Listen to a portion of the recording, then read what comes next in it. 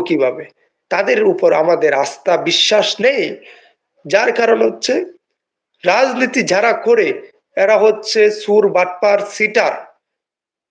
রাজনীতি ভালো মানুষ করে না। রাজনীতি ভালো মানুষ করতে পারে না। ভালো মানুষের রাজনীতিতে আসে না।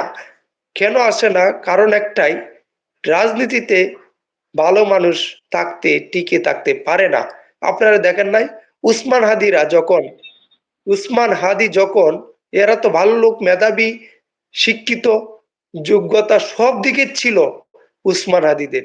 তারা রাজনীতির মাঠে এসেছিল, উনি ঢাকা ৮ আসনে নির্বাচন করার প্রস্তুতি নিয়েছিল। কিন্তু উনাকে গুলি করে হত্যা করেছে। গুলি করে মেরে দিয়েছে। কারণ ভালো লোকরা রাজনীতিতে আসলে তাদেরকে মেরে ফেলবে। তাদেরকে হত্যা করে ফেলবে।